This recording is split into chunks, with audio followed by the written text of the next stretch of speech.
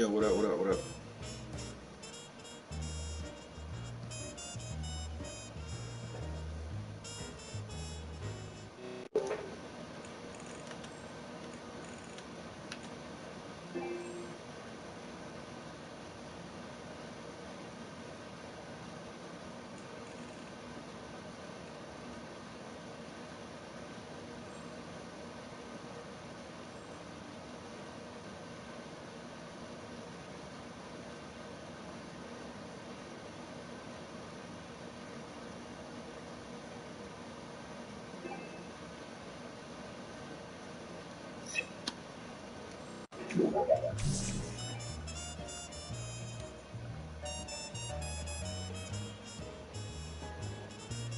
So you wasting my break time.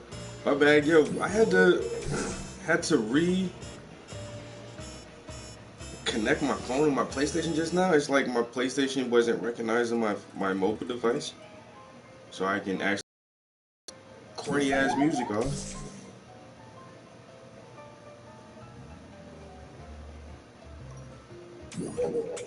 Yeah, that was weird. I really had to reassign my phone to my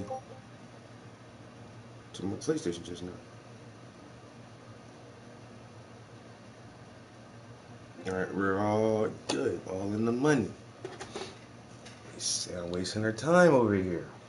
Hey, it takes time to create these masterpieces, yo. So I'm gonna need you to be patient with me. Hmm? I ain't a doctor, but I need some patience.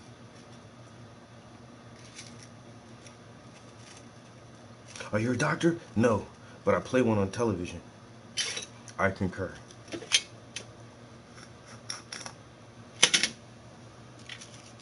Mm-mm.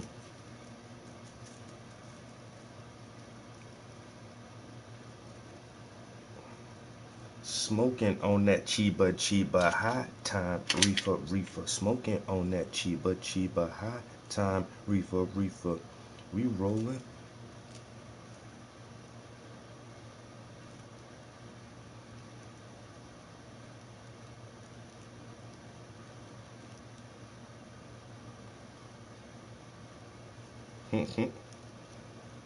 I don't doubt it either, yo. I might, yeah. I didn't think about that changing my password. But I swear, yo, it was the weirdest thing, like having to reassign my phone and like you say, people. I don't know. Sony network isn't the most robust network ever. I remember back in the day they got hacked one time, and they had to shut down all their services for like 3 or 4 months, and I don't know. Yeah, it was so weird just now, like having to do that. Like somebody else actually took my phone, my like cleared my device from my hardware. Like, how do you do that? And make me have to re-sign in.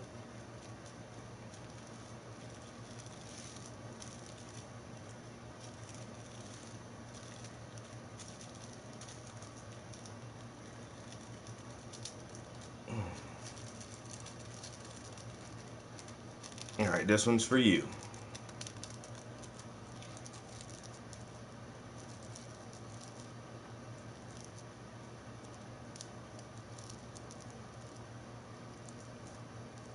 Oh yeah, I'm gonna paint for a little while, then I'm gonna go play me some motherfucking Call of Duty. Why? Cause I went to bed early as shit. Well, I took a nap a little while. I just woke up not too long ago. I've been asleep for a couple hours. Now I'm up and refreshed. That means I feel like smoking, painting, and chilling.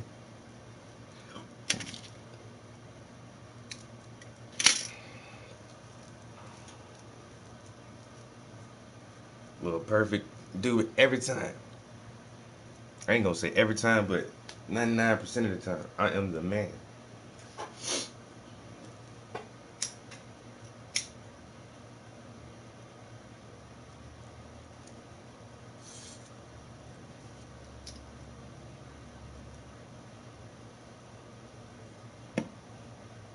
What the fuck is that?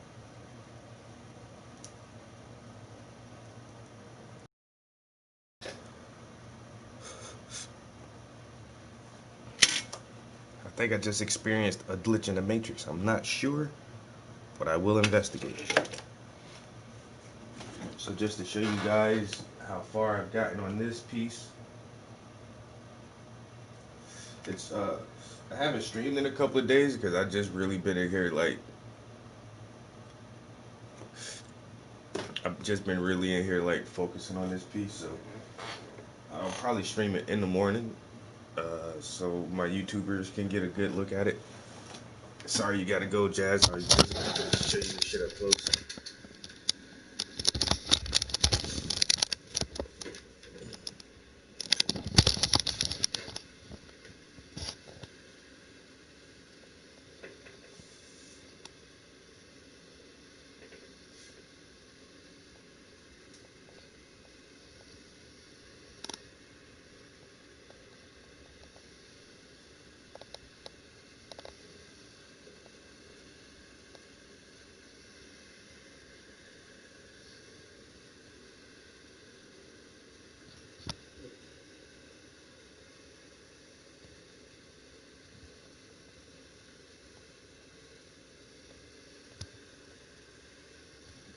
So what I'm working on now is just the main book. I'm just trying to shape up some of these lines. I actually got most of the lettering done on it. I need to go over this red again and the white and just try to sharpen up the letters a little bit. Add another layer of black to the book cover itself. And then start working on these two books right here. And then add a little bit more highlights to our hair. And there's just a few letters on these books I want to tighten up a little bit and square off some of the edges. And then after that, this piece is basically done, yo. It's basically done. Like I said, I've been busting my ass on this for the past couple of days, yo. Just because I haven't posted any new art in a minute.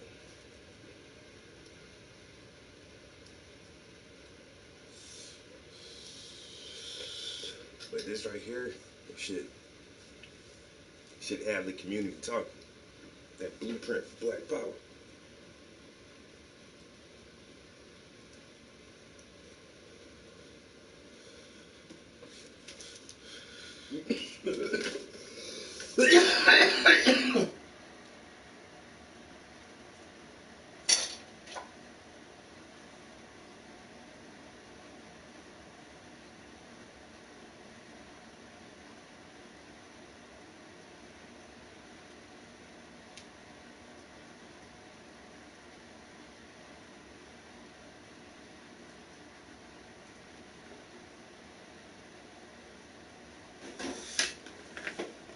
So what they say, yo, what up, what up? They say Joe Biden, your new president?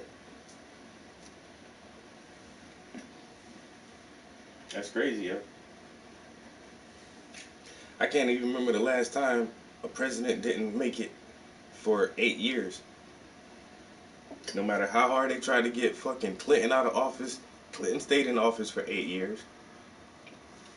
No matter how hard they tried to get Bush Jr. out of office, he stayed in there for 8 years. They tried to get Obama out of that shit hard as fuck, yo. They tried like hell to get Obama out of there. He stayed for 8 years. And they've been trying to get Trump out that shit. And they really got his ass the fuck up out of there.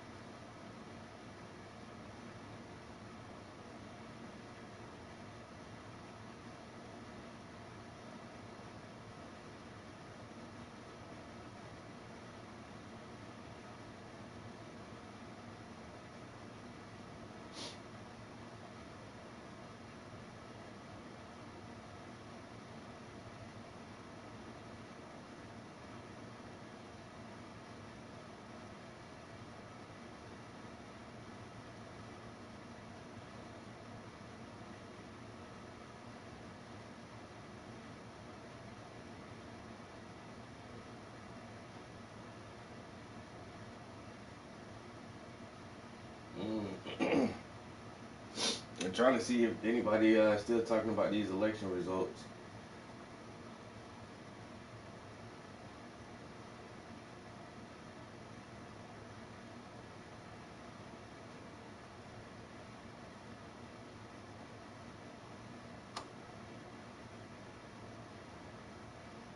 Very successful. But I can say from personal experience, I've talked to people around the globe over the course of the last several weeks. They're all watching. What we do affects them. What we do will have huge ramifications as they look at their own elections and their own leadership going forward. We've got to be a model for the rest of the world. So the stakes are not only high for us, they are for people around the globe tonight.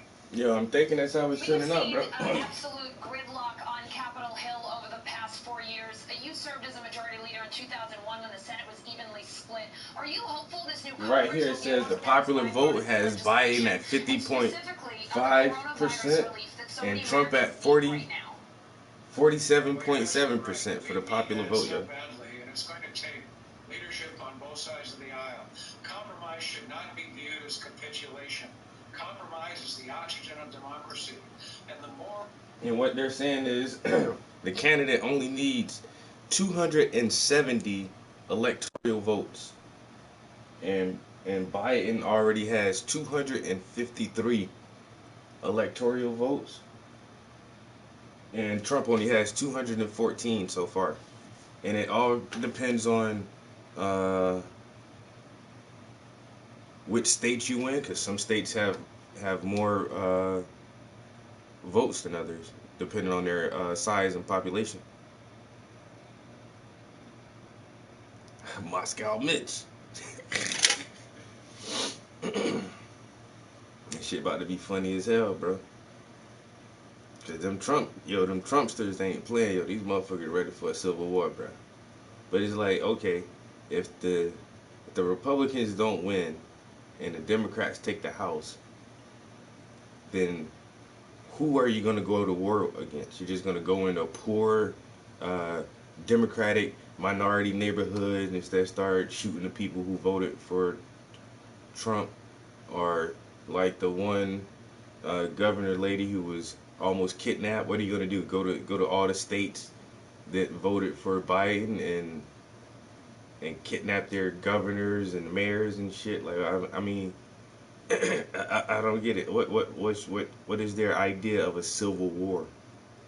Oh, if Trump loses, there will be a war. Like, but who the fuck you're gonna go to war against?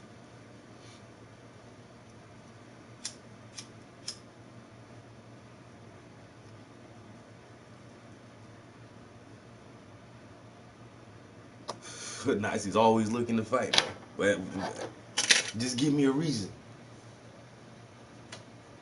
All I need is a reason.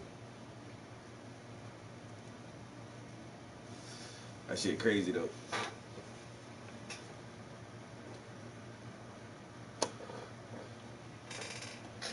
And personally, I ain't gonna lie, yo. I thought Trump had this shit in a fucking bag, yo. I ain't really thought they was even gonna be a real close race. I thought, like, Trump was just gonna landslide this motherfucker.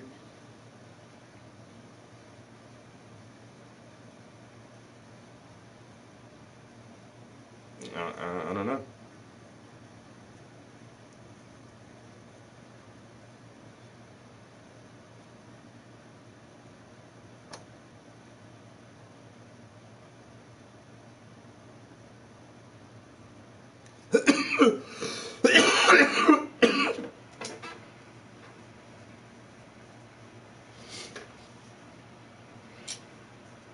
I don't know, man. If I did vote, which I didn't vote, but if I did, I would have definitely voted for Trump, yo.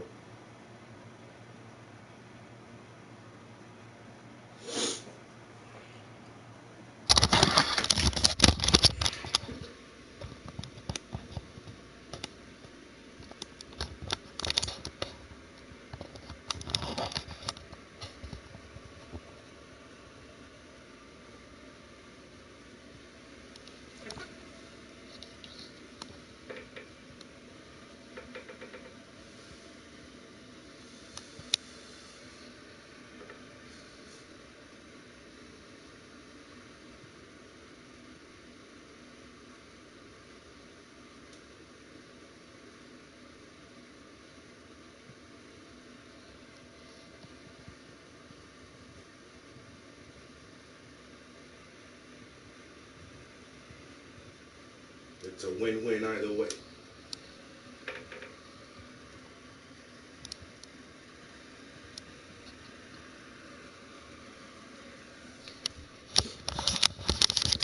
Criminal reform.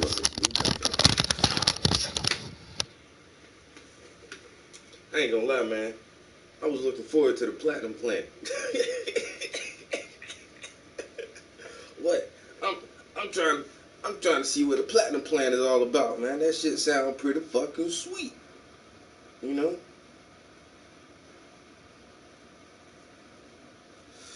Yo, Metal Gear Solid 24. It's all about the education, bro. Gotta get the books in there, man. Gotta get the books in the shit, man. You know what I'm saying? People don't read enough. Man. I'm pretty sure you haven't read all these books that I put in my paintings. So whichever book you haven't read, you need to grab one. Read that shit. Educate yourself. It'll make you feel smart. You know, it'll give you a different perspective on how the world is actually structured. There's some good shit I'll be reading, man. You know what I'm saying? I just be trying to share this shit with y'all. So that when situations like this Trump Biden shit come up and you have these socio-eco-political ideologies you're battling from the left and the right and the center and all these other perspectives, like you gotta understand how this shit works, man, and have a solid, grounded education in political science. This is all I be trying to offer to people, man. That's why the whole shit be so funny to me, and that's why I don't vote. You know what I'm saying? I got, like I said, if I did vote, I would vote for Trump. You know what I'm saying? Is he a racist, misogynist, sexist, uh, uh, sociopath? I don't know. I don't know. Maybe, maybe not. But some of his policies just seem better than others. That's all I'm saying. I'd rather go with what's best for me. You know what I'm saying? Joe Biden. But then again, it's the lesser of two evils. That's why I don't play the game, man. This motherfucker gonna chop off 2 fingers, but this motherfucker gonna chop off 3 fingers. What? I don't want none of my fingers chopped off. But of course, I'm gonna go with just losing 2 fingers instead of losing 3 fingers because it's the lesser of two evils. I don't want to play that game. I want all my fingers to stay intact. You know what I'm saying? I want all my phalanges, all my digits to stay on my hand. I ain't about to play this game with these motherfuckers, yo. You not taking 3 fingers, you not taking 2 fingers. Y'all ain't taking no fingers from me. For one.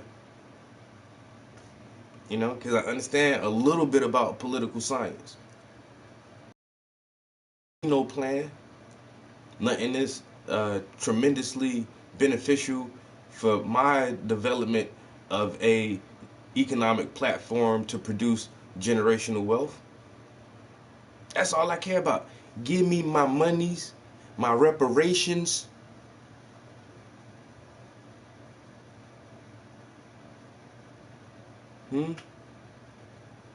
Let's start decriminalizing marijuana nationally.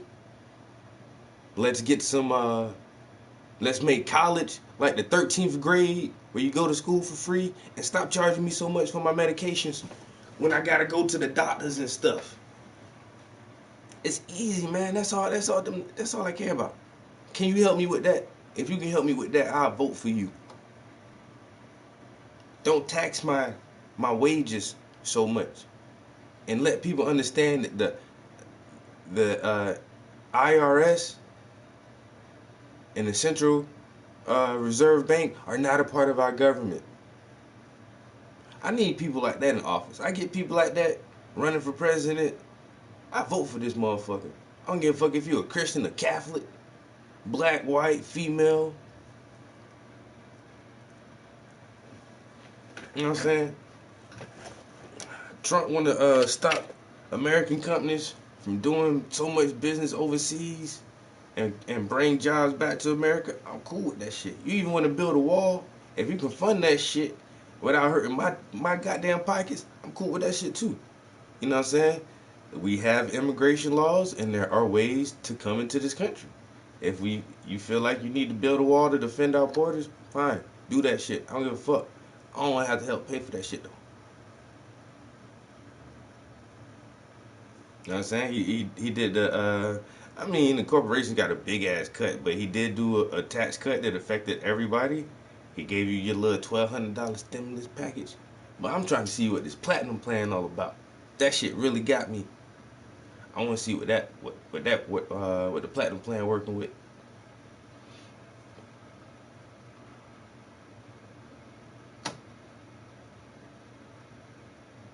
The aluminum foil plan.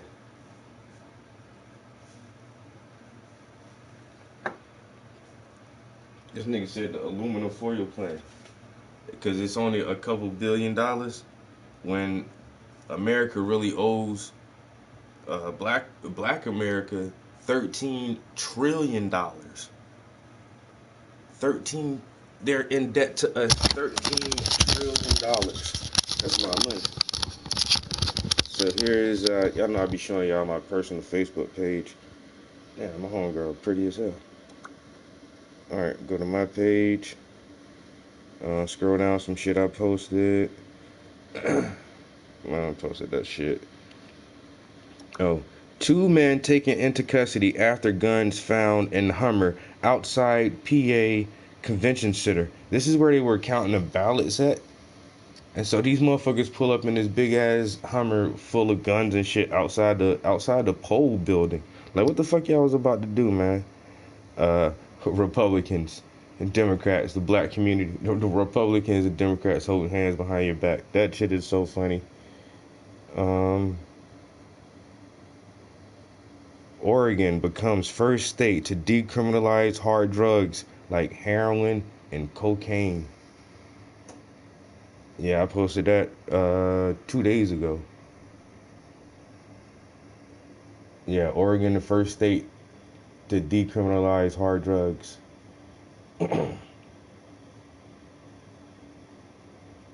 And New Jersey passed a recreational use law on marijuana. Now it's just legal to smoke weed in Jersey, yo. No medical card or nothing. It's more than decriminalized or allowed for medicinal use. It is allowed for recreational use now. Once again, that means no medical card. In PA, you can have a prescription, but it has to be a medical. You have to have a medical card to have weed, yo. That's what I'm saying. They need to make it where it's if you grown, you can have that shit.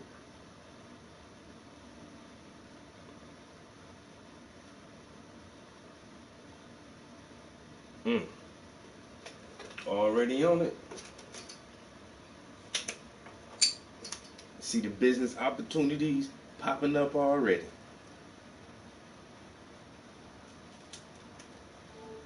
All the business opportunities are popping up already.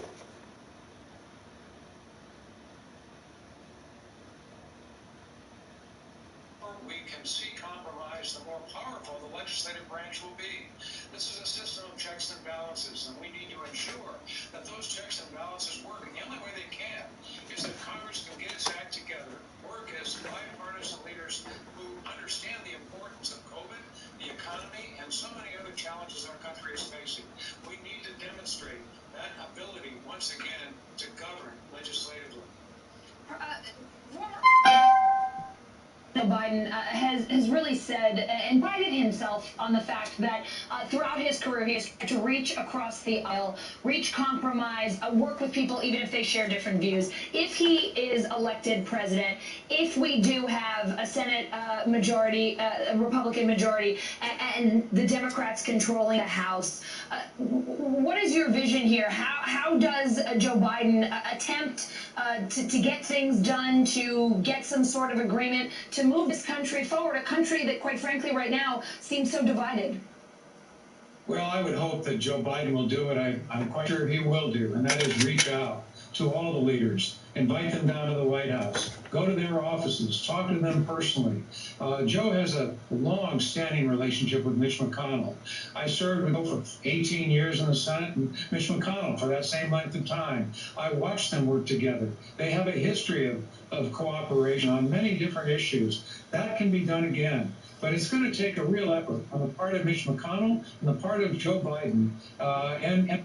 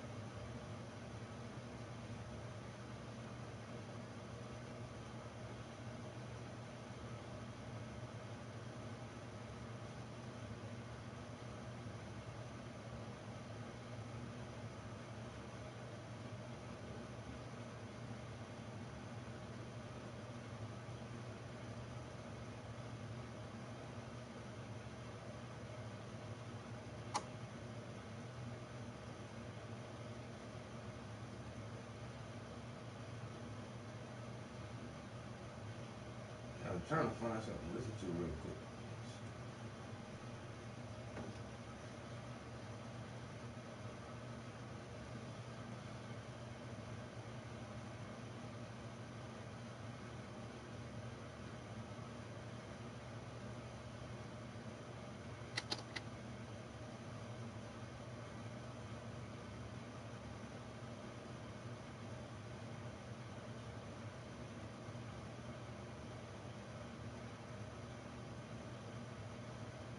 Oh my God.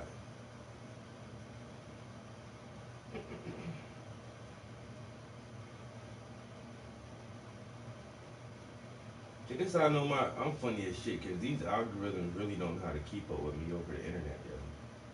Because I look at so much different random shit. But then when I try to find something that's interesting, it's like they try to box me into this little fucking hole.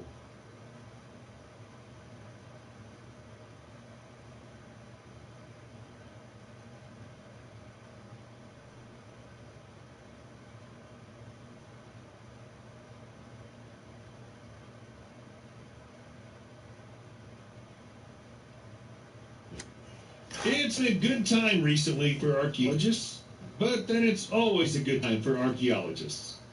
Almost every day, someone comes across something interesting somewhere in the world. And every time it happens, it's an opportunity to learn more about our own past.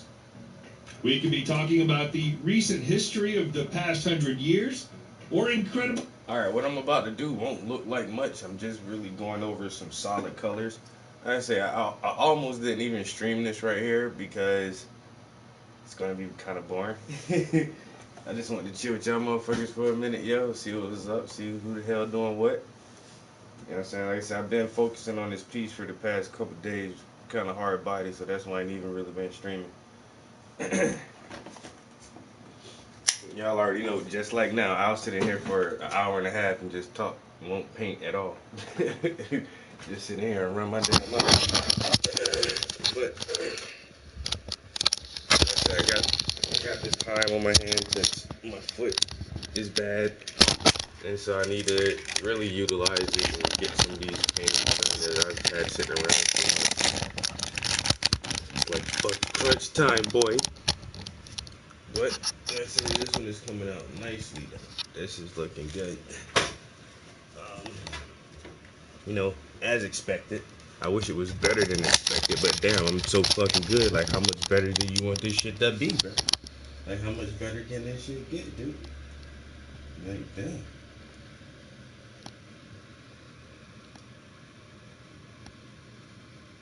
So I'm gonna go over the black power right here, the red letters, and the white letters, blueprint 4, and then I really just want to get some black paint and like sharpen these lines up and just add a whole fresh coat. Cause here, when I did the green, you can see the pencil marks where I drew my lines at. So I just want to paint over those, get those off of there, and just straighten up some of the lines and stuff. So I'm just gonna work on the front of this. Like I said, it's just gonna be black, white, and red for a little minute. This shit's about to be boring as fuck, but anyway, it has to be done so it looks nice. Looks nice as it can possibly get. This is a moral, political, and economic imperative for the 21st century. We need a blueprint for power, yo. Motherfuckers just want to vote just to get Trump out of office because they feel like he's a certain type of person. Man, is that a blueprint for power, though? You know what I'm saying? Just okay, so you're gonna put Biden in there, and then what? And then what? You think this motherfucker gonna look out for you any more than goddamn Trump did? Man, that's what I'm saying, yo. Motherfuckers keep falling into these same goddamn traps. I'm tired of that shit, man. You know what I'm saying? Economic platforms for generational wealth. You gotta own property and businesses. That's the only way out of this shit. Ain't no other way. Ain't nobody gonna respect you. Ain't nobody gonna do shit for you. Educate yourself so that you can create a product or a service, start a business, and buy you some goddamn land.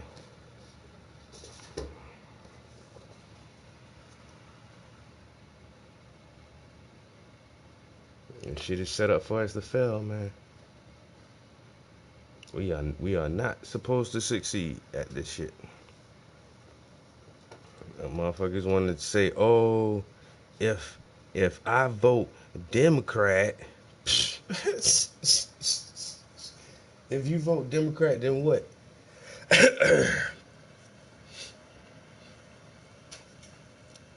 What then? Nothing. That's what. Same old goddamn shenanigans, man. I'm tired of the shenanigans, man. I ain't gonna lie.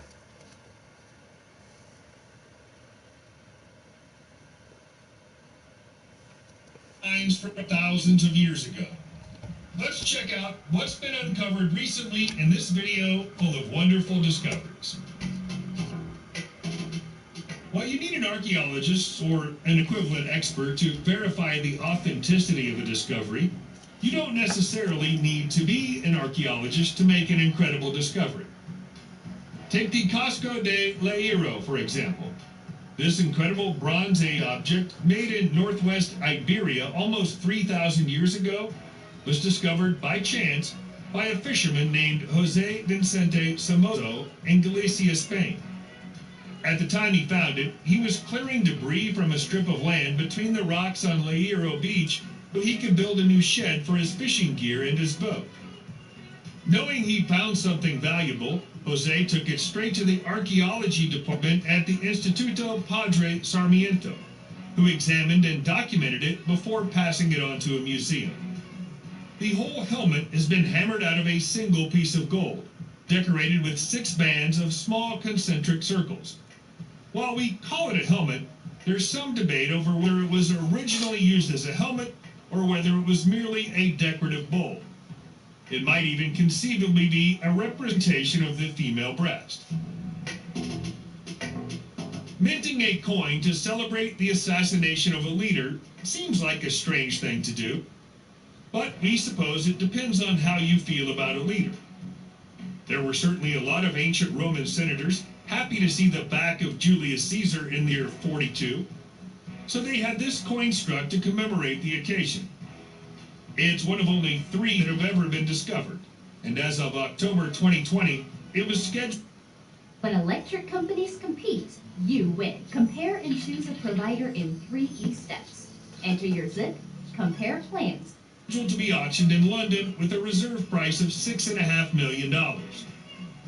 Nobody seems to quite be sure where the mint condition coin has been hiding until now. The only information anyone has on it is that it spent decades, perhaps even centuries, in a private collection somewhere in Europe. The minting of the coin marked the beginning of a turbulent period in Roman history, leading to the fall of the Roman Republic and the rise of a much mightier Roman Empire. The face stamped on the coin is that of Marcus Junius Brutus, the man who murdered Caesar, and the Latin text on the back reads, Ide Mar, which translates as Ides of March.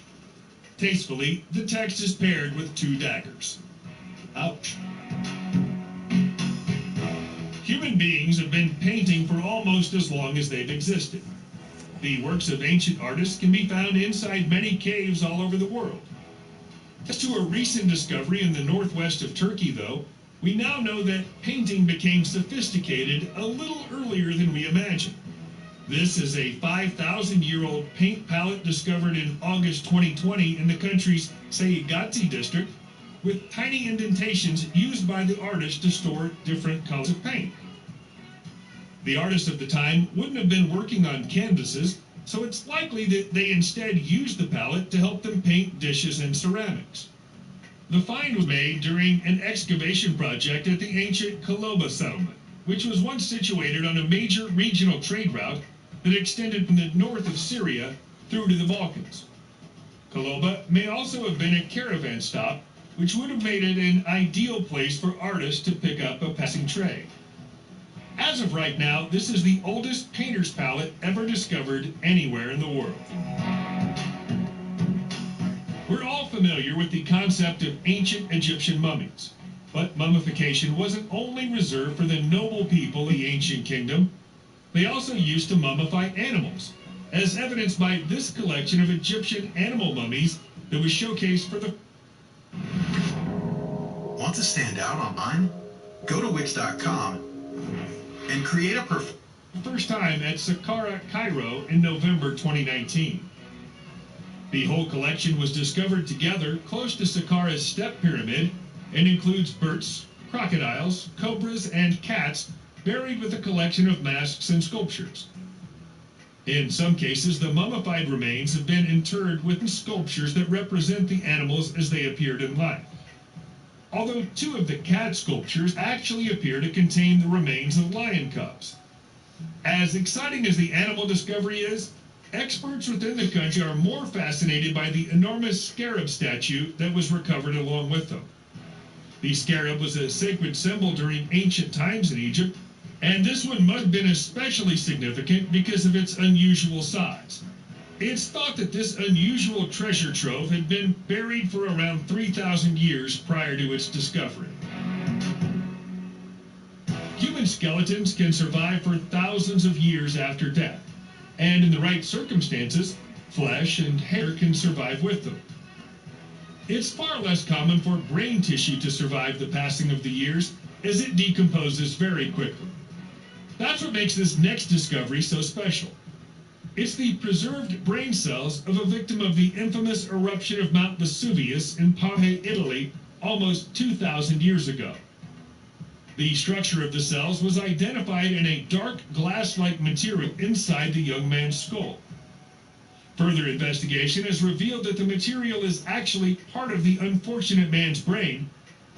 It's thought that brain tissue survived in this form because it was rapidly exposed to extreme heat, then extreme cold, causing a process known as vitrification, freezing the neural structures and brain cells inside the solid mass. While Pompeii was the city affected the worst by the volcano's eruption, victim, thought to have been in his early 20s, was found in nearby Herculaneum, an ancient city that once stood at the foot of the mountain. There are many naturally occurring materials that you could choose to make a vase from. Rock crystals wouldn't be anywhere close to the top of the list. I am very proud to announce a pandemic special. You're gonna try and make list for most people, but that's the raw material someone decided to use to make this case in Crete 3,500 years ago. The unusual object discovered in October 2020 is a relic of the Minoan culture. The area it was found in is called Zakros, although that's a modern label. The settlement is so ancient that even its original name has been lost to history. It's thought that Zakros was destroyed by the eruption of the Thera volcano somewhere around the year 1450 BCE, which would have led to the population fleeing and artifacts like this being left behind to panic. It's not the most aesthetically pleasing vase you'll ever see because of the lack of smoothness and the irregular shape, but someone thought enough of it to wrap it in decorative beads. The reason why an ancient Minoan craftsperson would choose to work with such an awkward material is unknown. Perhaps there was a lack of anything else to work with at the time. In historical terms, human beings have been around on planet Earth for only the blink of an eye. Life on this planet goes back hundreds of millions of years before the emergence of the first humans, and some of those life forms were pretty weird. As an example, here's a 518 million year old fossilized sea creature with many tentacles and a fearsome looking mouth. Its appearance is so extraordinary that the experts who found it in March 2019 have nicknamed it the Jurassic Cthulhu. The find was made during a joint expedition made up of scientists from Bristol University in England and Yunnan University in China. It happened at an undisclosed location on the Chinese mainland. Many millions of years ago, this part of the world must have been underwater. The creature had been given the name Dahua Sengquang and has some features in common with a modern-day comb jelly. The Hua part of the name means flower in Mandarin and is a description of its shape. It holds the distinction of being one of the very oldest fossils of a sea creature ever. Israel's Negev desert is pretty barren apart from the presence of Beersheba. It's in Beersheba that a striking discovery was made in May 2020. It's an enormous copper smelting workshop that was built approximately 6,500 years ago. Archaeologists already know that. That's what I'm saying, yo. Look, there's not enough information on stuff like smelting. Nobody ever talks about that shit, yo. Everybody talks about, oh, well, this mask was made out of gold, and you know, these bracelets were made out of silver. Who the fuck taught those people how to smelt the ore, how to dig for it, how to differentiate which is good, which is bad, the temperatures needed to separate the ore from the impurities, like that? The whole process is amazing to me. Like, to get gold, it's a long ass process to get gold and then to make a gold bracelet or earrings. Like, who taught people how to do this shit? And it's old as fuck, yo. People have been doing this shit forever. A copper site for smelting 6,000 years ago. And then it's not like, you know, you learn how to smelt an ore in 100 years. Like, the technology and the understanding, that shit has to build up. First of all, you have to become aware of the minerals themselves.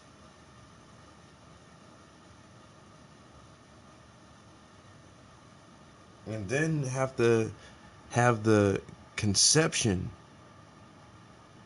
of,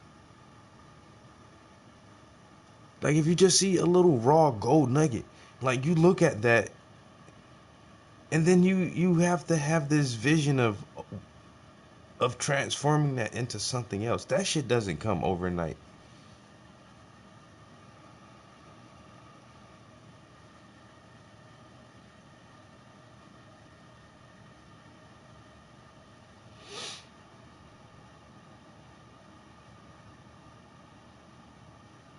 And then it's like, who were these people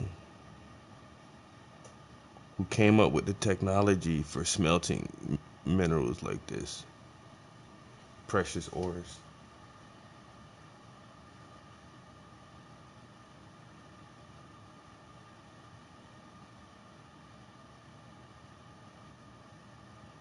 Yo, what up, Problems?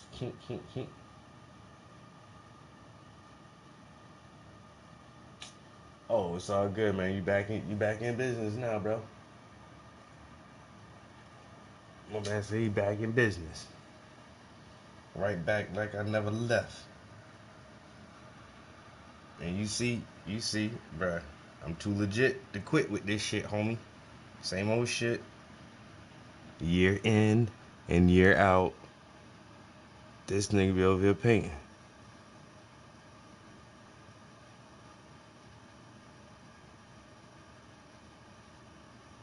I'm dropping these masterpieces, bruh.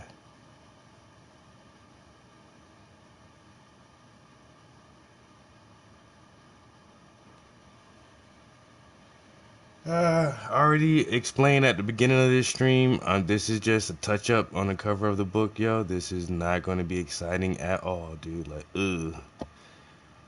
This is one of those that put me to sleep, like, apprentice, apprentice. Yes, master painter. Here, I have an assignment for you. Yes, what's the assignment? I want you to tighten up the letters on this book right here. Make everything nice and crisp at the edges. You know, it's just solid colors. Solid white, solid red, solid black. Don't fuck it up, okay? Just tighten up the edges. I got you, sir. Hey? That's what apprentices are good for. And you know what? Nowadays, nobody don't give a fuck about the crafts. Nobody don't give a fuck about the arts, man. You know what I'm saying? Nobody don't want to learn firsthand knowledge. They think going to school is the way to get it. Fuck all that.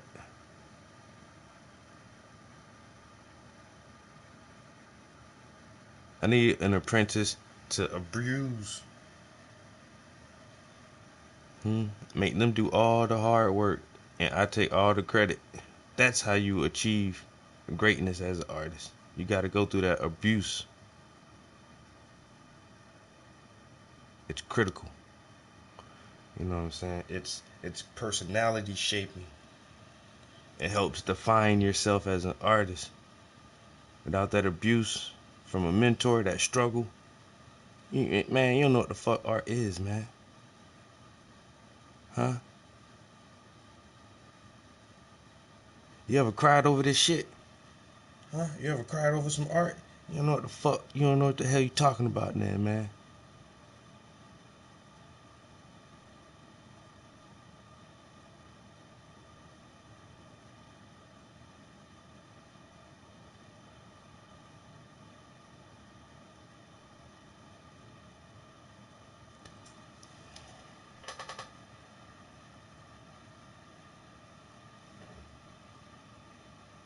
Boozy.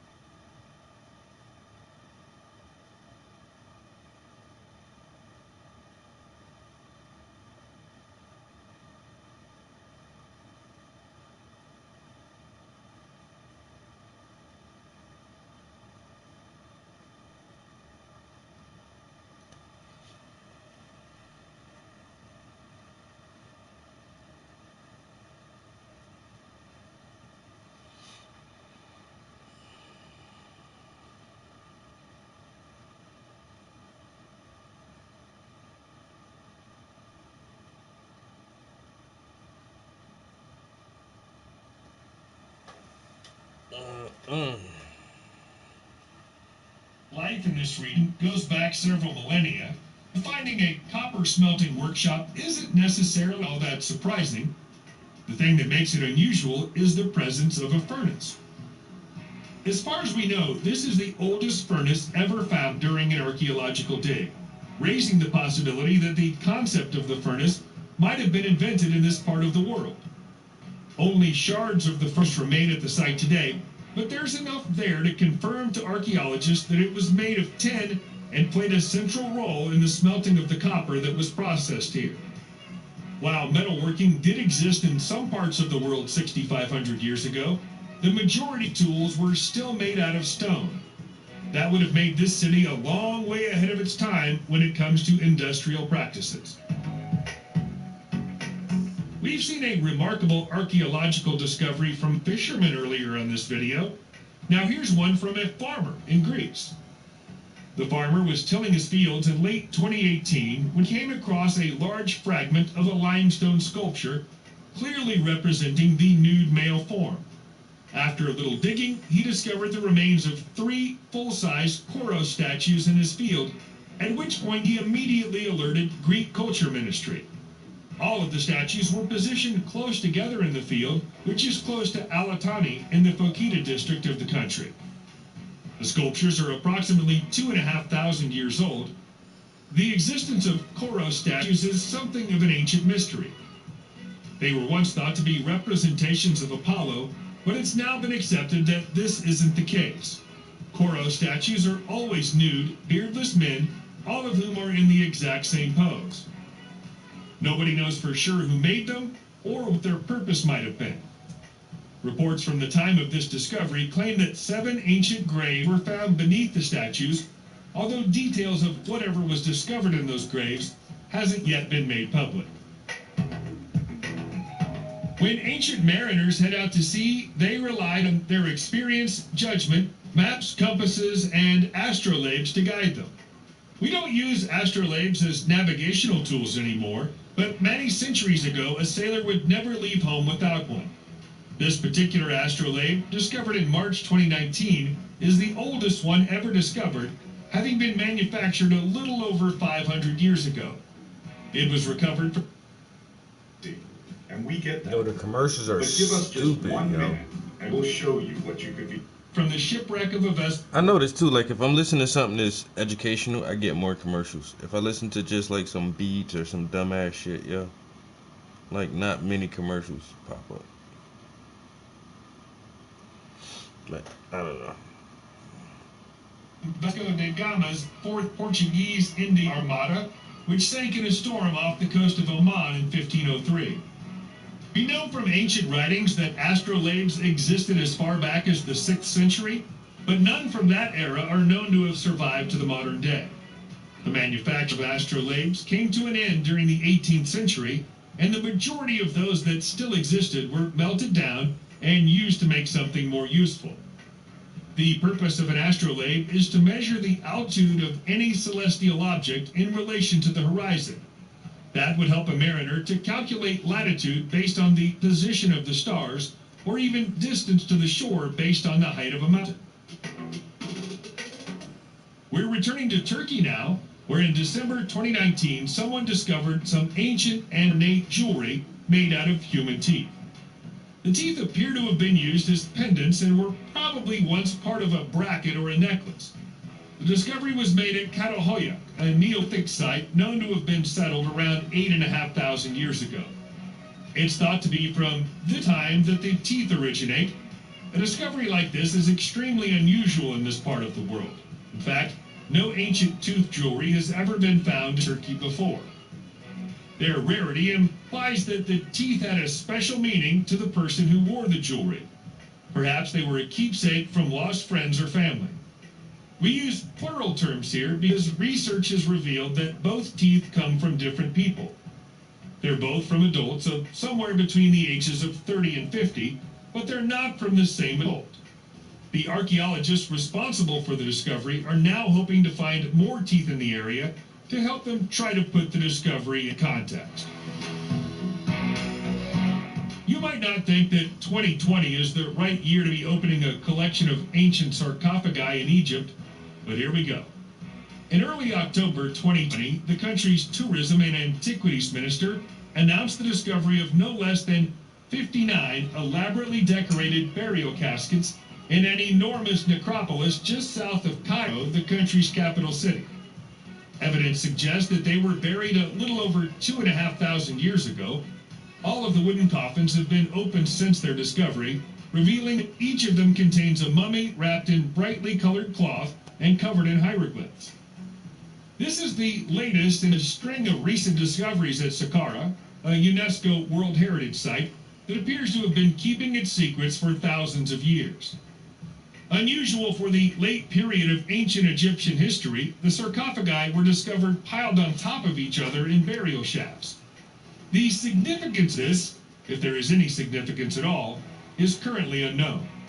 The hieroglyphs tell us that the majority of the people buried here were statesmen and priests, important figures, but perhaps not quite important enough to justify having their own tomb built for them. Subscribe to the channel and turn on notifications, and you will be the first to know when a new video comes out. Thank you for watching, and see you in the next video.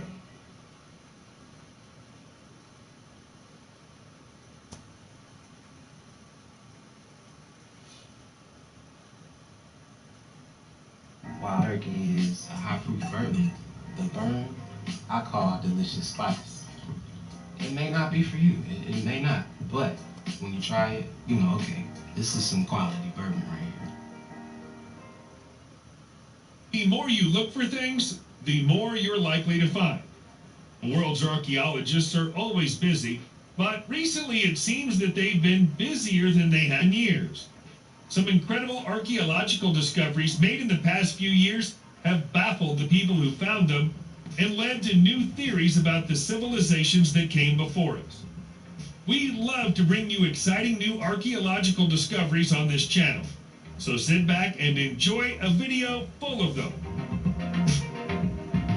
Under any normal circumstances, the discovery of 14 ancient Egyptian sarcophagi would be a big day for any archaeologist or historian.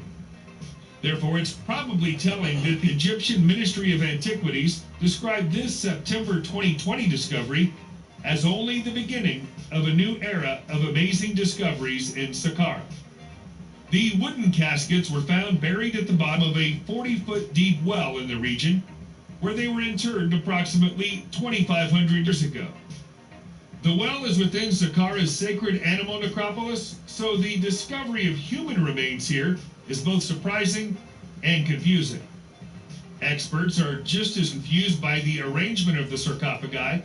They were stacked one on top of another, which is almost unheard of as an Egyptian burial tradition. The level of detail that still exists on the caskets' exteriors is incredible. Even the original colors of the paintwork are still clearly visible. The fact that the ministry says that this is just the beginning of a new set of discoveries strongly implies that they've already found something else, but they're not yet ready to tell us about it. We wonder what it could possibly be. While we've mentioned archaeologists once or twice already in this video, archaeologists aren't the only people who can make stunning discoveries. Just ask the farmer who found the 1,000-year-old runestone as he plowed his field in Sweden in August 2020. The farmer who owns land in Småland County felt his tractor strike something solid in the ground and got out to take a closer look. That's when he found this large, flat rock covered in mysterious inscriptions. As the stone was face down and the I was just Mouse. This young finna be MNC Mouse, and nobody gonna stop me. Where you get all this? there were no inscriptions on the rear, it might have been overlooked by anyone who'd seen it or walked past it for centuries.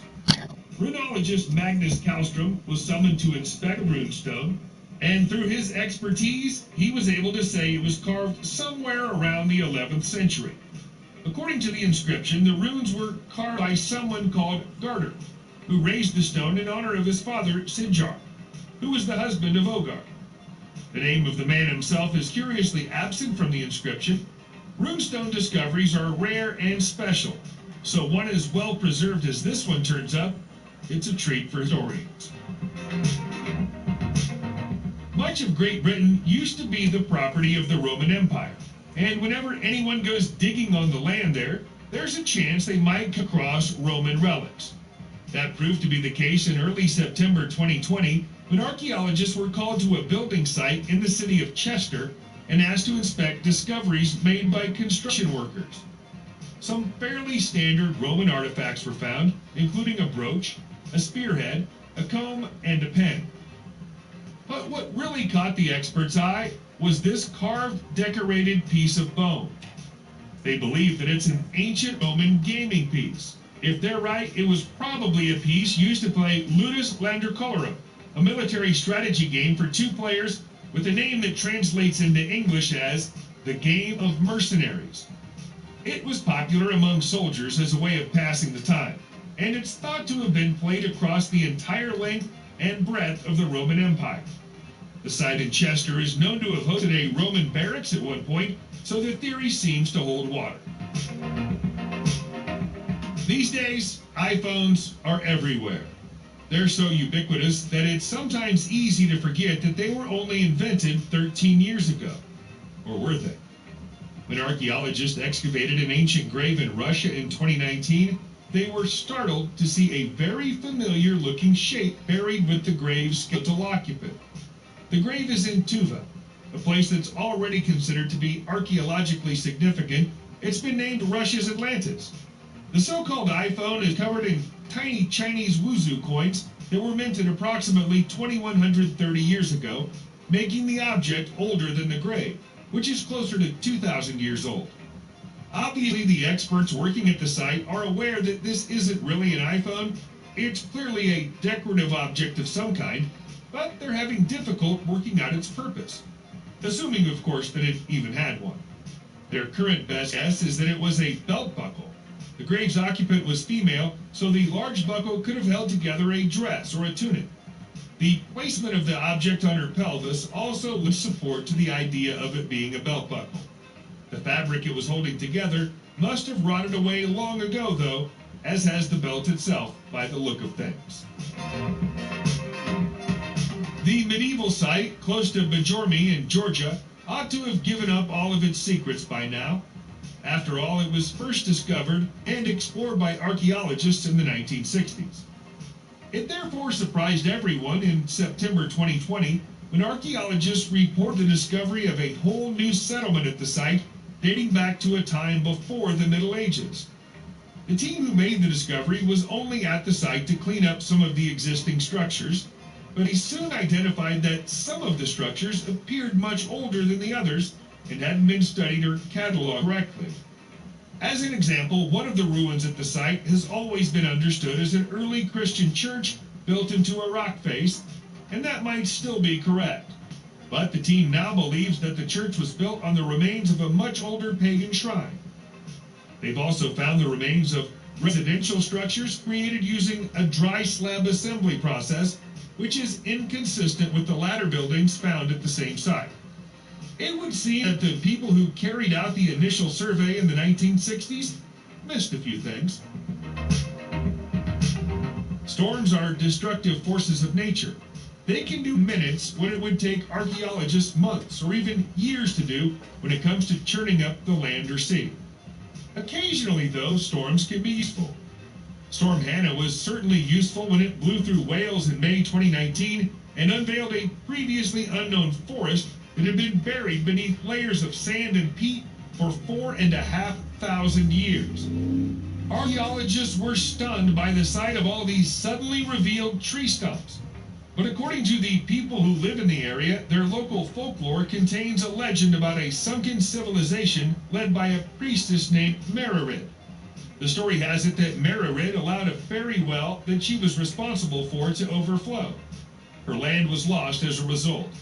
The myth dates back to at least the 17th century, but it probably goes back further. It's more likely that the trees are the remnants of the ancient forest of Borth. It's known that there was once up to 3 miles of forest between Borth and the coastal town of Inislas.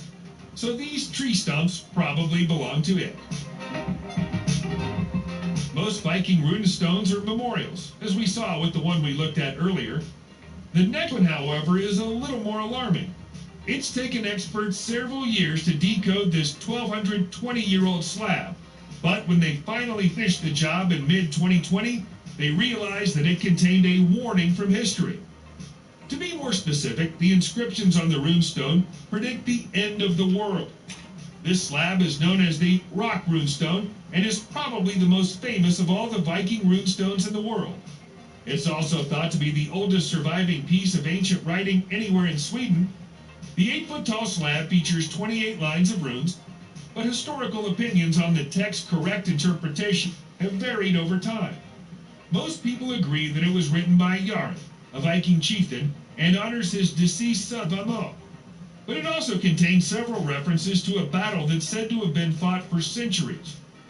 The most recent translation proposes that this is a battle against climate and the environment, probably referring to a localized climate catastrophe in the 6th century that reduced Sweden's population by 50%.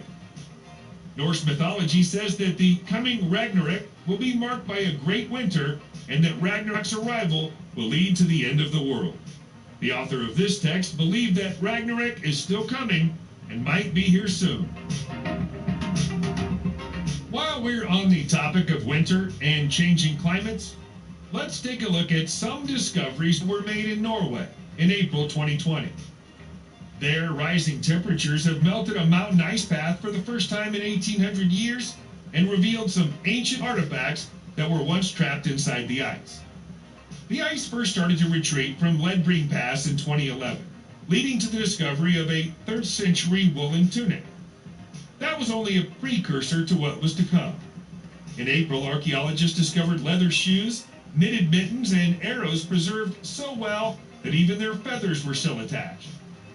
Carbon dating of the discoveries has shown that this route was used extensively by travelers from the 2nd century onward, continuing until the 14th century. Back then, it would have been extremely icy and totally inhospitable. The majority of the artifacts recovered from the mountain come from around 1,000 years ago, which would be the peak time for the Vikings. Experts are still working at the site on discoveries both large and small, ranging from full-size shelters and stone-built cairns to tiny amounts of discarded dairy produce. Generally speaking, stone artifacts last for longer than wooden ones. Stone can be weathered and worn away, but wood literally rots if it isn't well preserved. There are exceptions to every rule, though, and archaeologists believe that this 7,000-year-old wooden structure in Czechia is the oldest in the world. Experts think that this is a Neolithic-era trenching well, and have been surprised by the sophistication of the carpentry. The existence of the well went unnoticed until February 2020, when the area was disturbed by construction workers building a new motorway close to Ostrov. The fact that the well is made from oak timbers has allowed scientists to perform dendrochronological tests on it, revealing that the oak trees were felled around the year 5255 BCE. This type of well design was popular during the Bronze and Iron Age and was even used in the early days of the Roman Empire. But an example so ancient has never been seen before. It's only survived for this long because it spent most of the past 7 millennia underwater. Now it's exposed to the elements and it's been coated in sugar to stop it from disintegrating.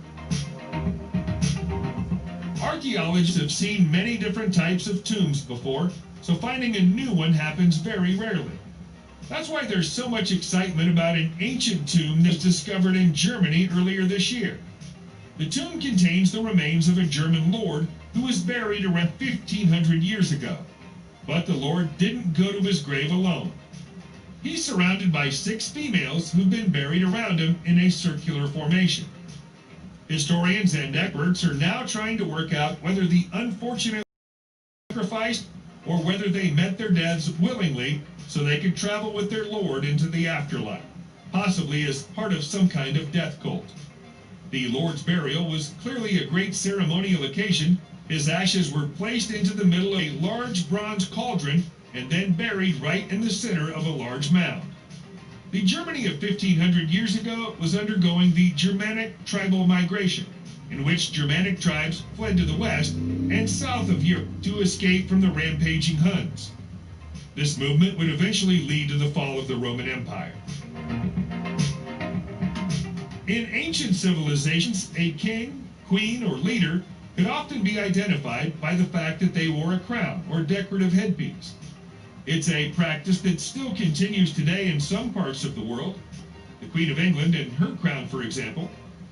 This practice is far more ancient than most people realize, and the materials used to make regal headgear have changed a lot over the ages. 50,000 years ago, the leader of this civilization living in Denisova Cave in Siberia wore a tiara, and his was made of ivory from a woolly mammoth.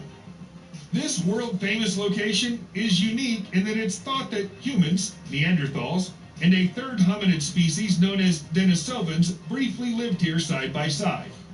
It's perhaps even more likely that this bone tiara belonged to a Denisovan than an ancient human from our own subspecies. The Denisovans are known to have had excellent design and craft skills, so making headbands out of ivory would have been a piece of cake for them. There's even a small hole in the tiara where a thread could be attached to help it stay in place. We leave you with a mystery that began 30 years ago, but is still ongoing today. 3 decades ago, French explorer Michel Pissel went deep into Tibet's forests and came across a series of mysterious star-shaped towers. Nobody he spoke to was able to tell him much about them. There doesn't appear to be any rhyme or reason to their positioning. Some of them are in hard-to-reach mountain valleys, whereas others stand in the middle of villages. The villagers who live around them are unable to say who built them, when they were built, or what they were built for. There are no roads around them, and each summer the rainfall turns the surrounding area into a swamp that would have made the building of the tower an enormously challenging construction project.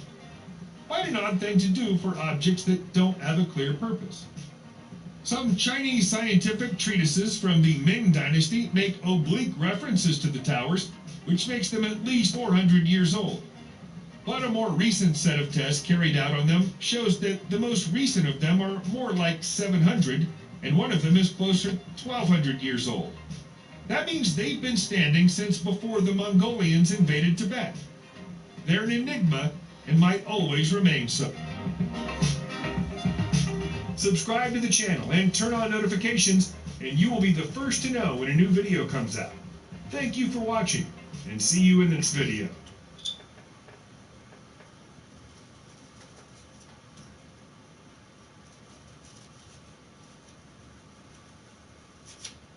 The history of our world isn't set in stone. We write history based on what we think we know about it. And in most cases, that's quite a lot. Every now and then, though, something will come along that challenges the established facts and makes us think again about the people and places that came before us. This video is all about those troublesome discoveries, the ones that make the expert have to rip everything up and start again.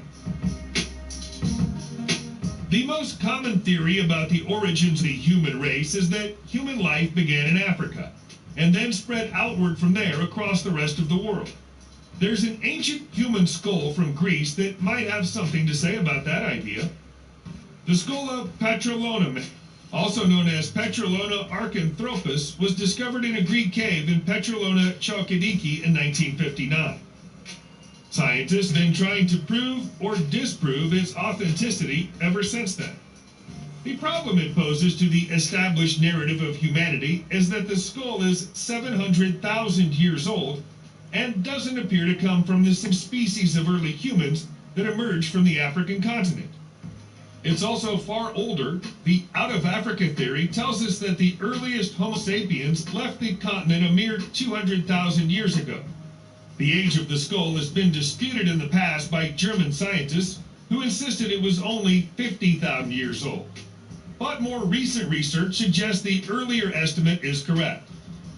Is this the skull of our earliest known ancestor? And if so, did human life actually begin in Europe?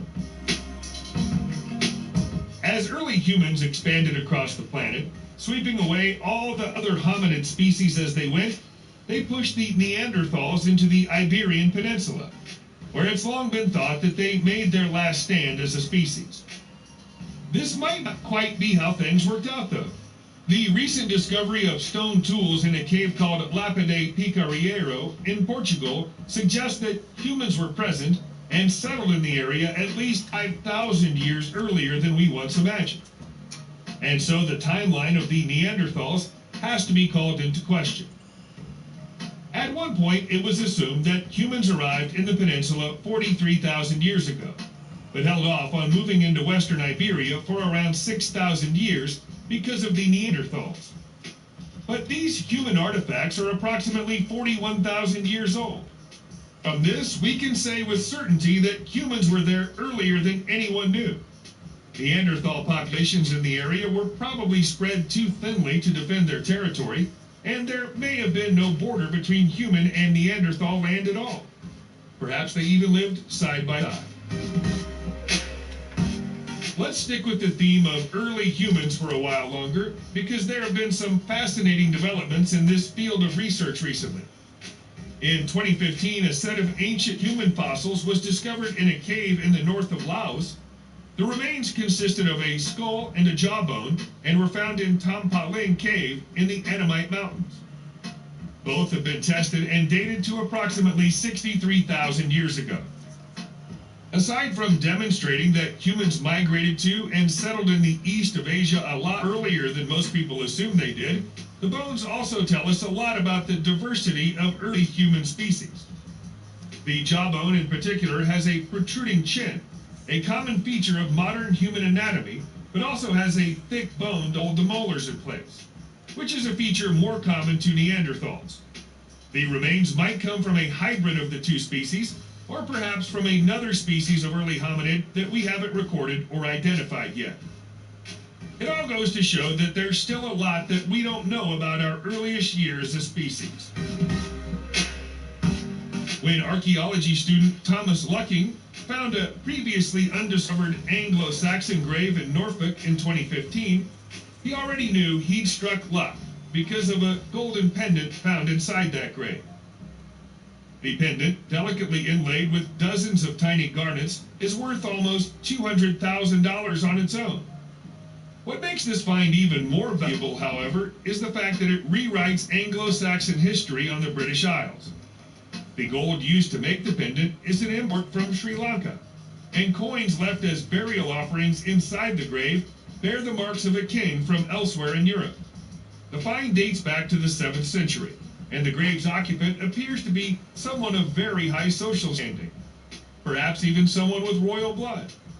Although in the grave was a gold filigree cross, implying that the person buried here, who was a female, might have been one of the area's earliest converts to the Christian faith.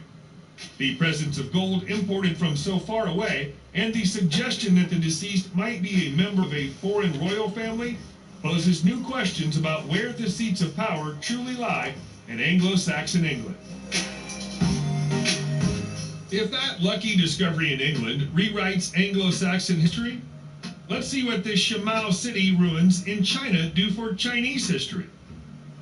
These ruins represent the largest prehistoric city in all of China, covering an area of 1.5 square miles and dating back to the Neolithic era, 4,000 years ago.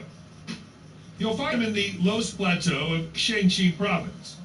Archaeological explorations of the site have confirmed the presence of city gates, stone walls, palaces, workshops, and temples with what appear to be sacrificial altars.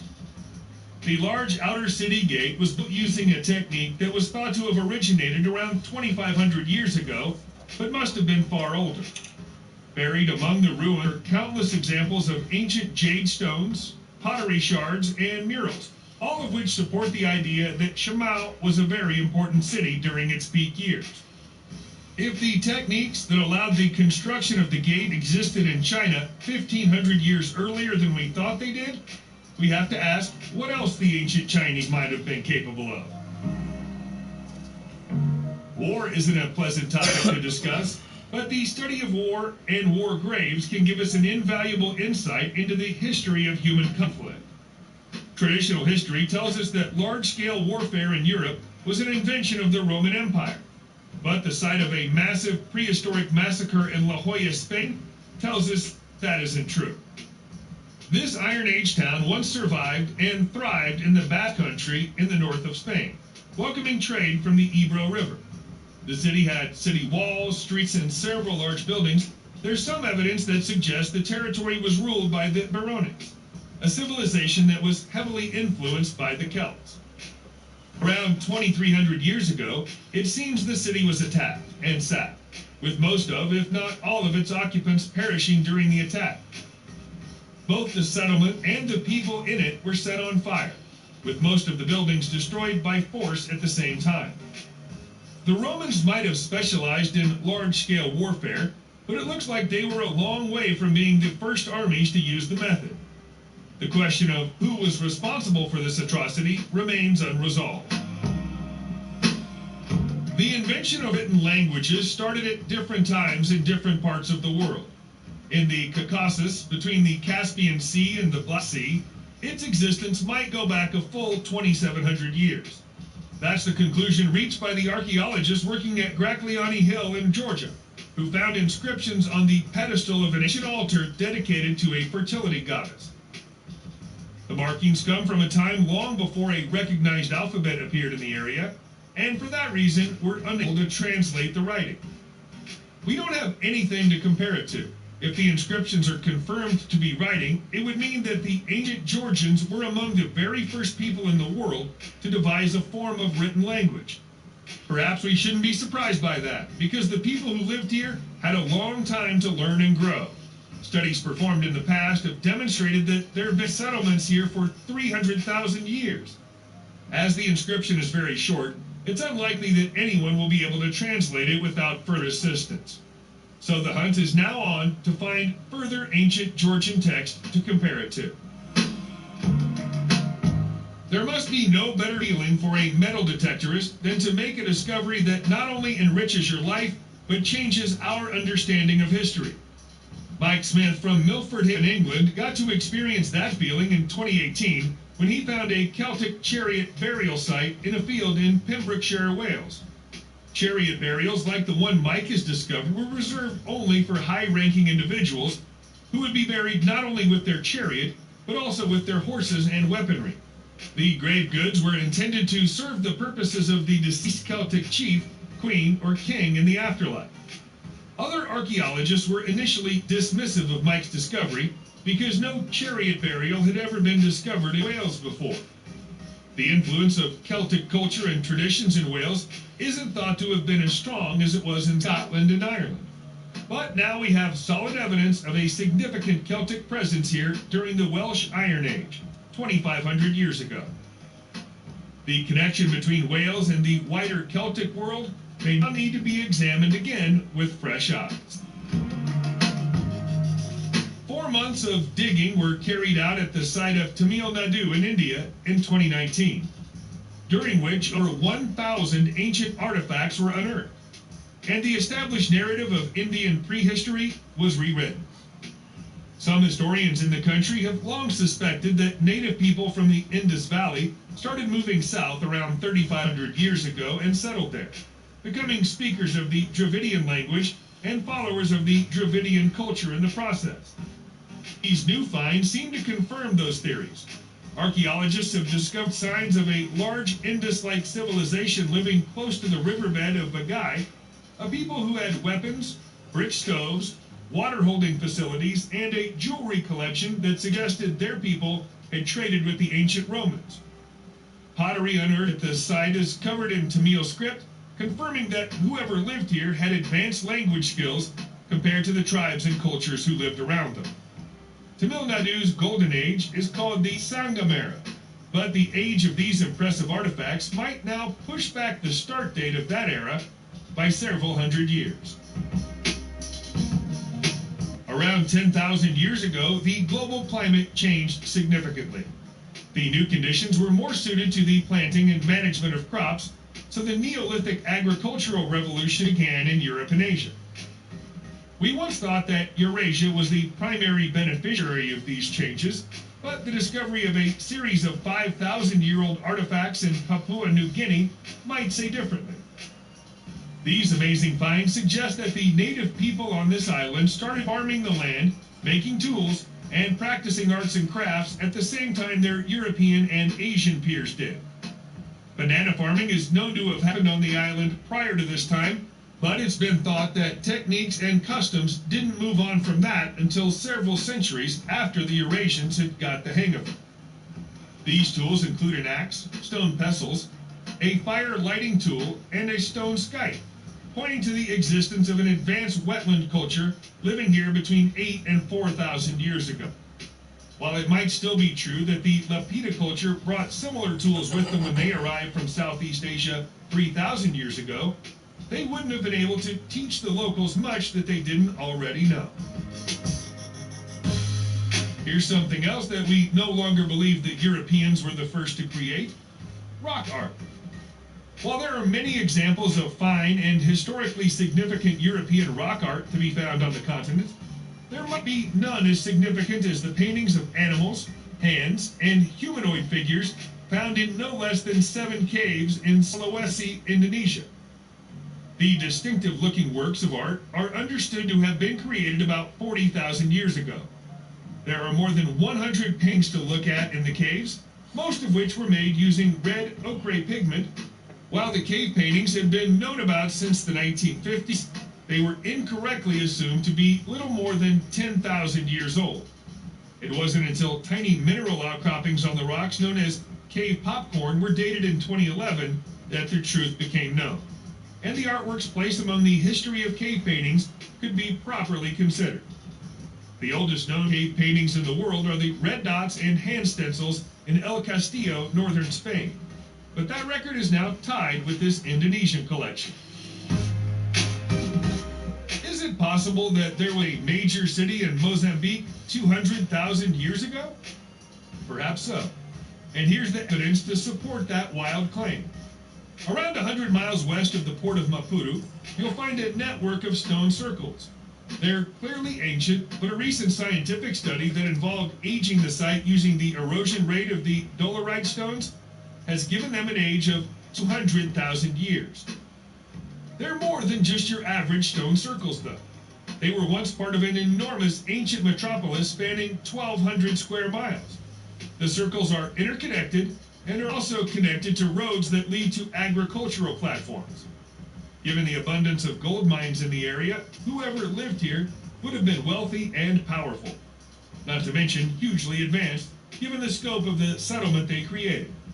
To make matters even worse for traditional historians, depictions of the Egyptian Ankh have been found carved onto some of the rocks, implying that some Egyptian customs may have begun here and been exported to Africa rather than the other way around. Are we looking at the last trace of a forgotten ancient civilization? Perhaps we are. Subscribe to the channel and turn on notifications, and you will be the first to know when a new video comes out. The circles are interconnected and are also connected of stone circles. They're clearly ancient, but a recent scientific dots and hand stencils in El Castillo, northern Spain. But that record is now tied with this Indonesian collection. Is it possible that there was a major city in Mozambique 200,000 years ago? Perhaps so. And here's the evidence to support that wild claim. Around 100 miles west of the port of Maputo, you'll find a network of stone circles. They're clearly ancient, but a recent scientific study that involved aging the site using the erosion rate of the dolerite stones has given them an age of 200,000 years. They're more than just your average stone circles, though. They were once part of an enormous ancient metropolis spanning 1,200 square miles. The circles are interconnected and are also connected to roads that lead to agricultural platforms. Given the abundance of gold mines in the area, whoever lived here would have been wealthy and powerful. Not to mention hugely advanced, given the scope of the settlement they created. To make matters even worse for traditional historians, depictions of the Egyptian Ankh have been found carved onto some of the rocks, implying that some Egyptian customs may have begun here and been exported to Africa rather than the other way around. Are we looking at the last trace of a forgotten ancient civilization? Perhaps we are. Subscribe to the channel and turn on notifications, and you will be the first to know when a new video comes out. Thank you for watching, and see you in the next video.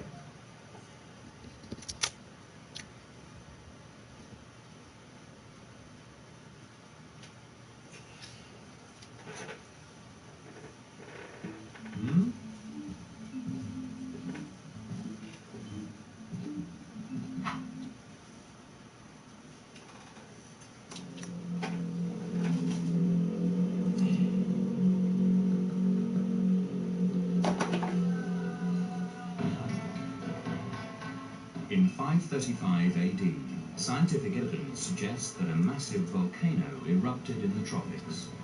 It threw out so much ash that it turned summer to winter. Crops failed for years. drought and famine gripped the land. Millions died. For the last 5 years, David Keyes, a writer on history and archaeology, has immersed himself in this worldwide climatic catastrophe.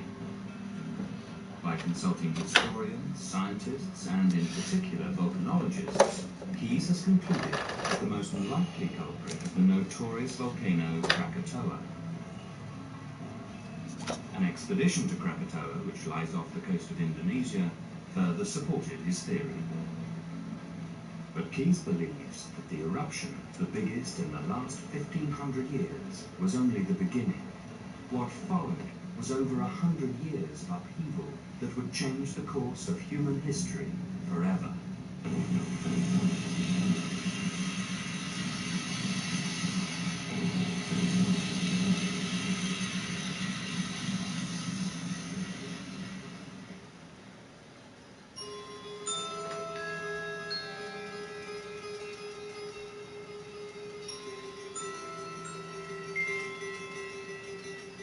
So what would the volcanic eruption of 1,500 years ago have been like? The amount of power generated by this eruption would have been equivalent to around 2,000 million Hiroshima-sized nuclear bombs.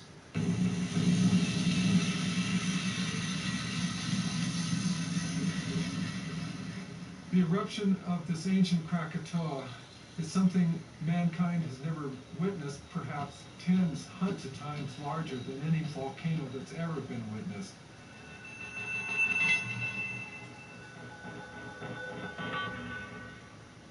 David Keyes asked volcanologist Ken Willets, an expert on Krakatoa, to feed all the available data about 6th century climate change into a supercomputer to simulate how the explosion began to unfold. I will start the simulation and will show several phases of the eruption. Willets has located the eruption in the Sunda Straits between Java and Sumatra. By combining tree ring and ice core data with eyewitness accounts of the dimming of the sun, it's possible to estimate how much material might have been thrown up into the Earth's atmosphere. With that figure, it's possible to calculate the scale and power of the explosion and associated after effects. Using Willets' model, we have reconstructed the Krakatoa 535 AD Big Bang.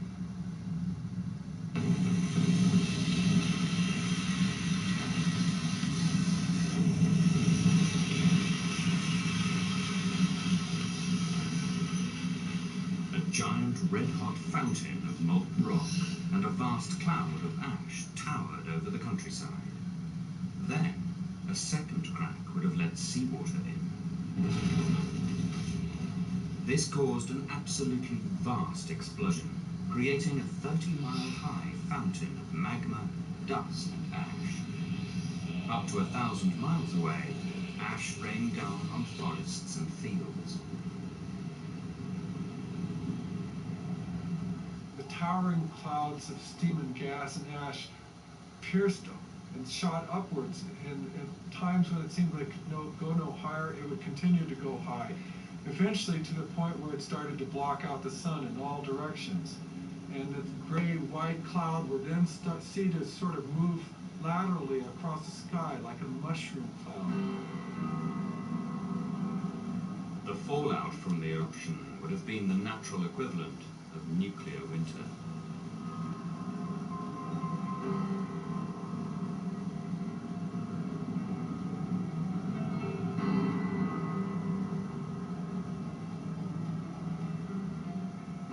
So how did Krakatoa affect the world? Ken Willets has studied Krakatoa in detail, and he can see similarities between it and a huge dormant volcano near his laboratory, high in the hills of New Mexico.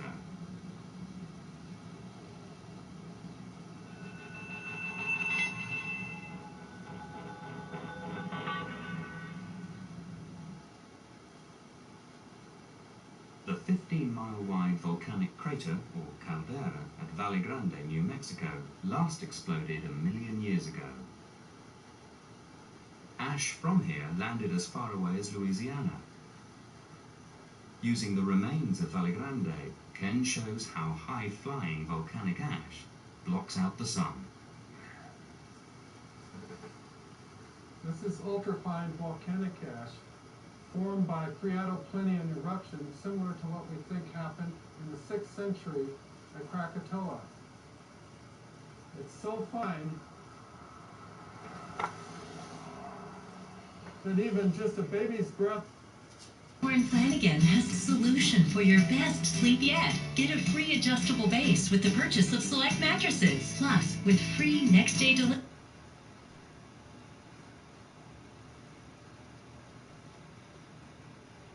It's turbulent.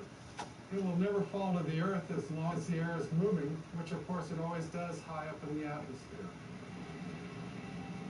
In 535 AD, similar microscopic particles of ash and sulfur dioxide from Krakatoa would have shrouded the whole sky, turning it endlessly grey.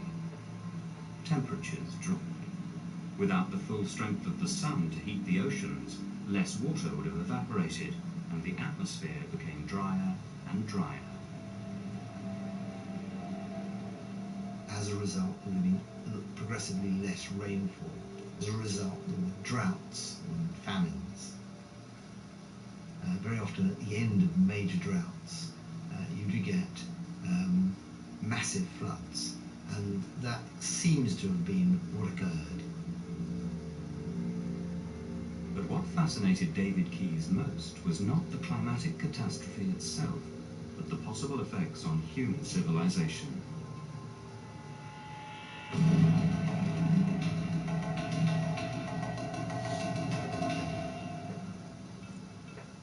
I began to think to myself, well, disruption as severe as this has got to have political consequences.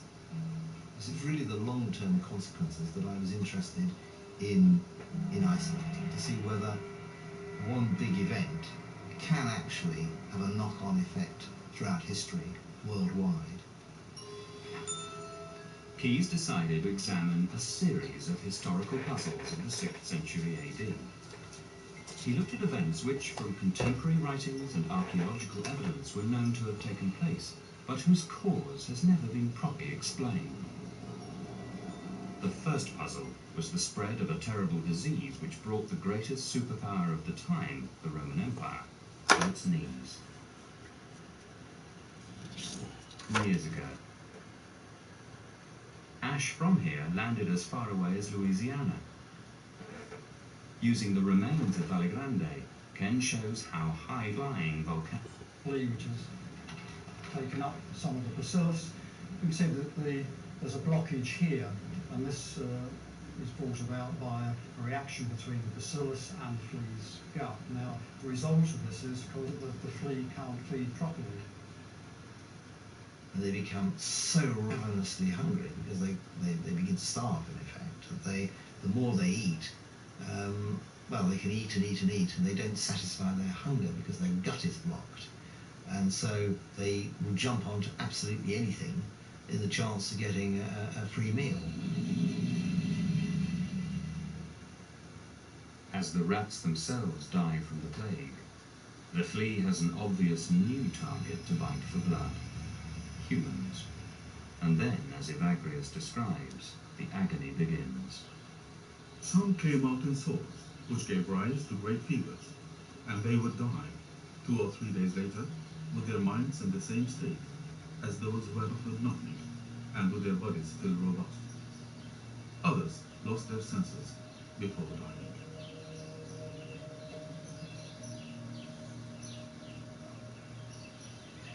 What Keyes found out is that scientists now know that outbreaks of plague are strongly related to changes in climate.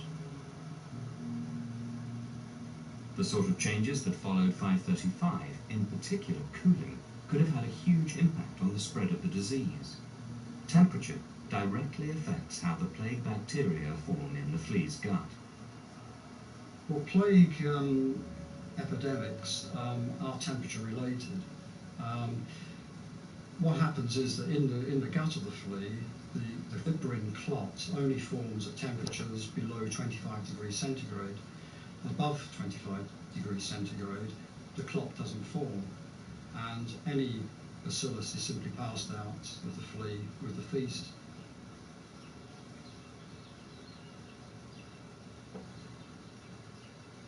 If cooler conditions bring about the onset of a disease, did that happen in 535 AD? And if so, where? Well, according to one of our contemporary sources, you're not about to drive without insurance. That's like getting a tattoo while you have a cold. Oh! Sources, the church historian Evagrius, the plague originated in Ethiopia. What we know, both scientifically and historically, is that the Great Lakes area of Central Africa is one of the oldest foci of plague activities in the world, and that it would appear that the assertion of Evagrius is correct. Because Africa is normally hot, the disease is kept at bay. But if Africa was affected by the global cooling of 535 and 536, it would have been a lethal breeding ground for plague. From Africa, via the trade routes, ships, rats and sailors could easily bring the plague up the coast, first hitting the major port of Alexandria in Egypt, and on into the heart of the Roman Empire. And Roman greed for one precious commodity from African elephants would only accelerate that process. In the 6th century, there was an enormous trade in African ivory. Hundreds of tons of ivory are being brought into the empire every year and being processed for luxury furniture, for luxury objects which important magistrates would give out as gifts, processed for diplomatic gifts that the empire could then use to impress his neighbours further to the north and further to the west, people who would never have seen an elephant in their lives. And it was essentially the European and Mediterranean greed for ivory that brought the roof in. Only 7 years after the climatic catastrophe in 542 AD, on the back of the ivory trade, the plague surged into Constantinople. Its impact was devastating. They had to dispose of over 10,000 bodies a day, week after week after week. Throwing them into the sea off special boats, sticking them in the towers of the city wall, filling up cisterns, digging up orchards. Soldiers were forced to dig mass graves in which to cast the bodies of those who had died. The impression is one of chaos and pandemonium. Constantinople, Europe's biggest city, stank for month after month after month. One contemporary writer recorded that when the number of dead reached 250,000, city officials simply stopped counting. As people left the stricken city, they took the plague to towns, villages and farms throughout the empire. Untold millions died.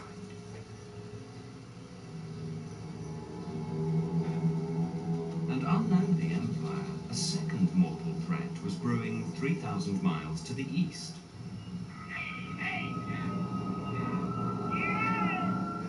The climatic catastrophe was also having an extraordinary effect on an extraordinary people.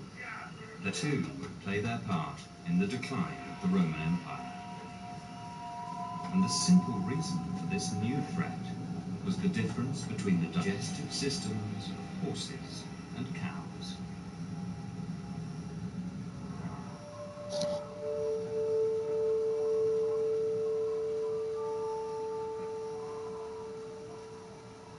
In the isolated plains of Mongolia, hundreds of miles north of China, something strange was about to happen. Before 535 AD, the overlords of the region were a tribe of violent barbarian horsemen, the Avars. Chinese writers recorded their uncivilized way of life. These are foul-smelling barbarians from their point of view, with outrageous habits. The Avars never bathed, never washed their clothing. They cleaned their dishes by having the women lick them dry, all of which was simply horrifying to the Chinese. But in one respect, as both Chinese chronicles and archaeological finds show, the Avars were years ahead of the competition.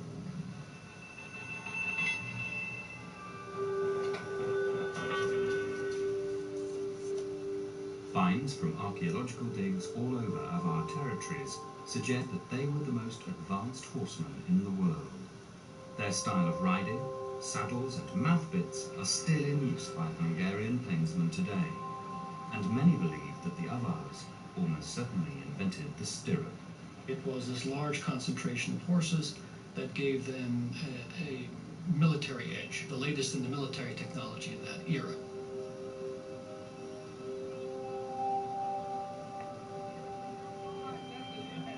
The horses also provided food and sustenance.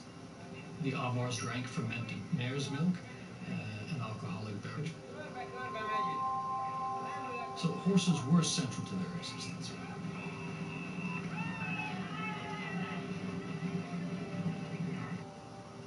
But then, in 535 and 536, the years of the catastrophe, Chinese records and tree ring evidence from Siberia suggest that the Mongolian steppe was crippled by cold and dry conditions. The knock-on effect would have been long-term, lasting decades. By 552 AD, the Avars were attacked by a people who lived in the surroundings.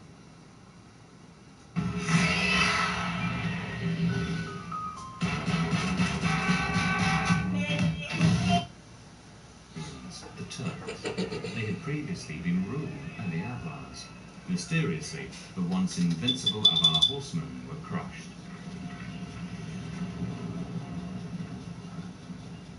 Up until now, the cause of this sudden reversal of power has never been explained.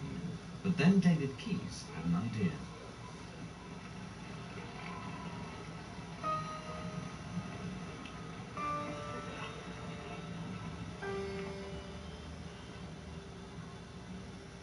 So I was very puzzled by this and decided to try and find out what the mechanism was.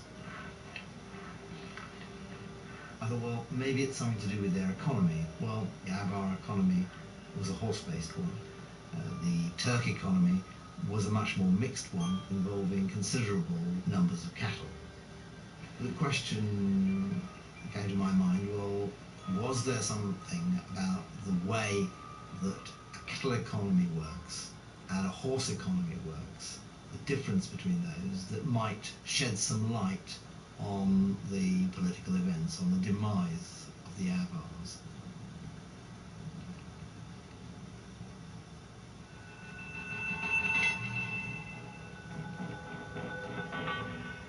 Keyes contacted John Milne at Macaulay Land Use Centre in Aberdeen.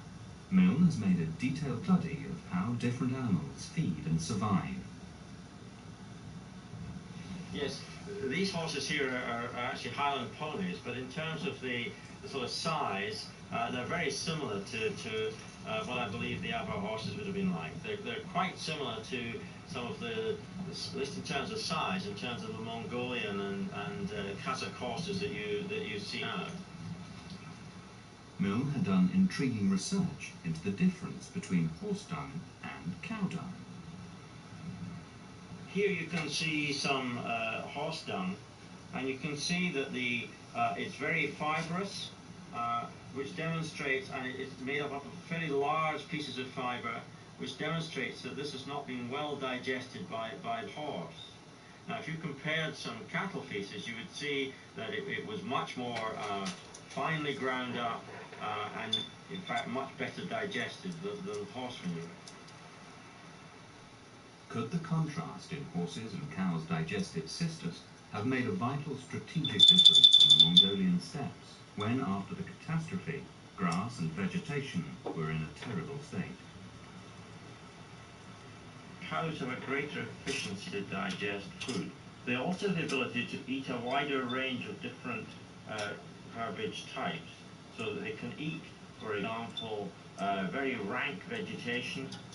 In contrast, the horses are less capable of eating rank, really poor quality vegetation than cattle, and in a drought situation, you would get eventually to the stage where the horse was not able to eat enough food, and because it was not able to digest it successfully, then it would not be able to survive.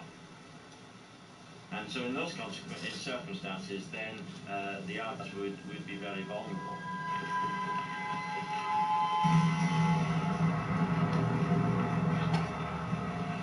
I was absolutely amazed when I found that, in fact, it was merely the differences between a cow's and a horse's stomach design that had probably had such a major effect on subsequent history. Chinese chronicles record how in the defeat by the once subject Turks, thousands of Avars were slaughtered or enslaved. Their leader committed suicide. Most of the surviving Avar began a 4,000-mile trek westwards. Their journey, triggered according to David Keyes by the catastrophe, was about to have a huge effect on history. The Avar refugee caravan cut across what is now northern Kazakhstan, skirting the northern shores of the Caspian Sea, and on into the fertile grasslands to the south of the Carpathian Mountains, an area which is now the Balkans.